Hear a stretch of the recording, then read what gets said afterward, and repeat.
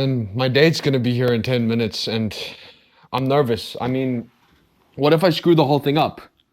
I just, I wish I knew that there were other people going through the same thing as me. What am I gonna do? Yeah, what are you gonna do? Rick? Oh my god, thank goodness you're here. I need your help. What you need, baby? Well, I have a date in a few minutes and I'm really nervous about it.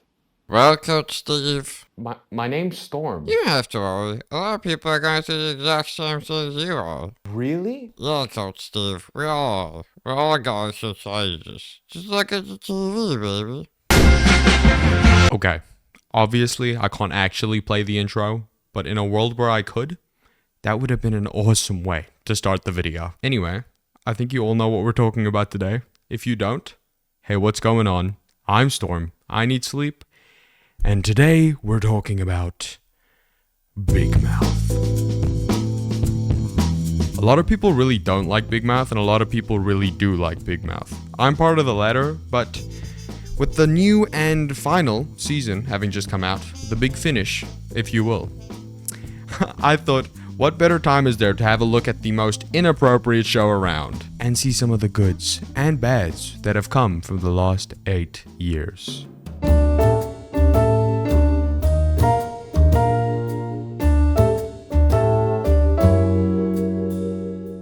Created by actor and comedian Nick Kroll with his buddy, who no one ever seems to mention in their videos, Andrew Goldberg, came a show that would change the people of 2017 forever. It follows a group of middle school kids going through puberty, and all the wacky, zany situations that go along with it. And you might be thinking, I mean, I wouldn't mind seeing that. Who are you? I'm the audience. No, I'm the audience. Guys, what is going on? Stay out of this. Why do you have a mustache? Because I'm part of the audience that shouldn't be allowed on the internet. Oh my god, Storm, get this guy away from me. I'm trying. Like I was saying, that sounds horrible. It may sound horrible, but just hear me out for a second. The show tackles topics that are usually really uncomfortable to talk about in a comedic and surprisingly inclusive way. You might actually learn a thing or two. I mean, it's how I learned about puberty. I bet you did. Where do you keep coming from? I don't know. Sometimes I forget that they're just cartoons.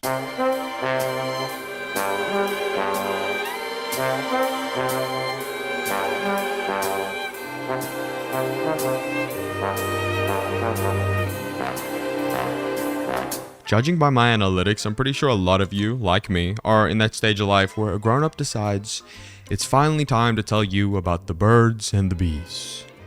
It's finally time to give you the talk.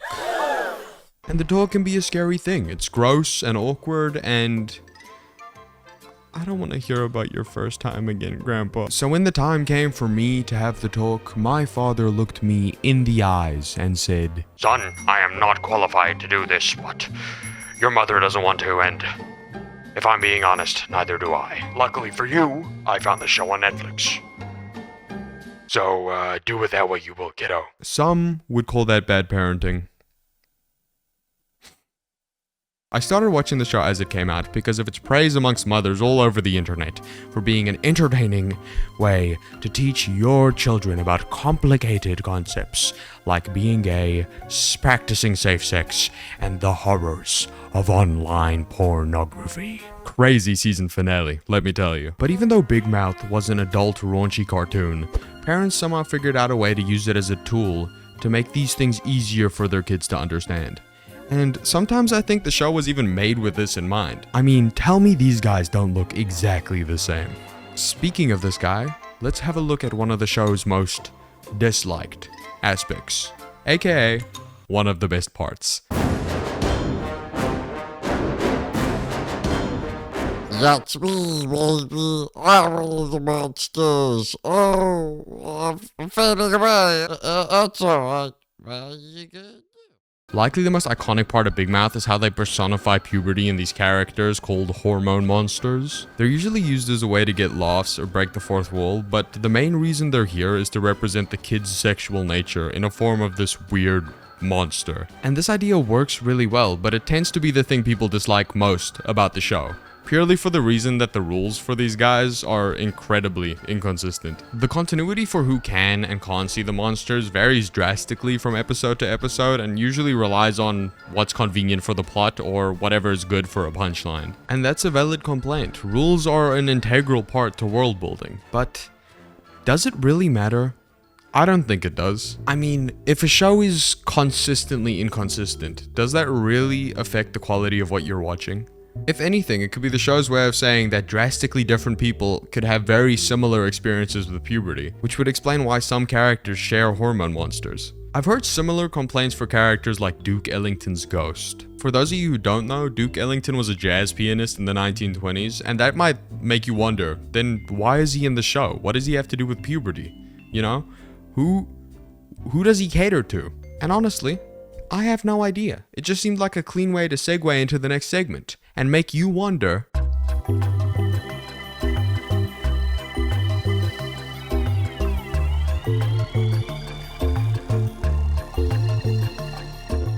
Big Mouth can get confusing when it comes to its target demographic. On one hand, it's for teenagers who like raunchy adult cartoons. On the other hand, it's good for people who want to watch it for semi-educational purposes like I did. Remember, the show isn't necessarily made with that in mind. It just covers those topics in a generally well-rounded way. Which brings me to another complaint I keep hearing. Why would I watch Big Mouth if South Park did it already? I think the South Park argument is ridiculous.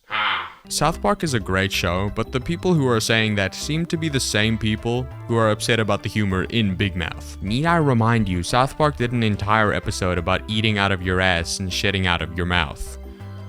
So, yeah. I just think if you're gonna use that as ammunition, you need to pick one of the two things to complain about. Can you tell I'm biased? To me, Big Mouth has always been like the teenage version of Sesame Street. You know, like, the only difference being you learn about practicing safe sex instead of your ABCs, or whatever the fuck Sesame Street is about. And when you approach the show this way, it sheds a very different light on how certain topics are approached by the creators.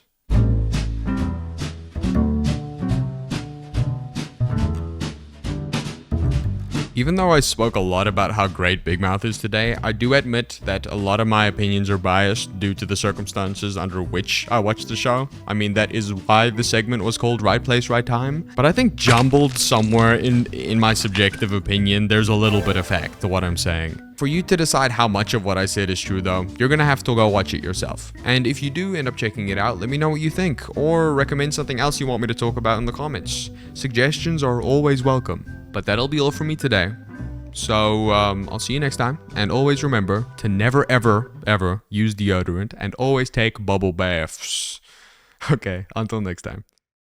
Wow, Rick. So you're saying that understanding these complicated feelings I'm having is a part of growing up, and that whatever I deal with in the future is just that, a feeling. By not answering me directly, you've managed to help me learn something about myself I wouldn't have known otherwise. Thanks, Rick. I think I'm ready for my date now. Yeah, I don't know what the fuck you're talking about, but you do you, baby. I just wanna watch some TV.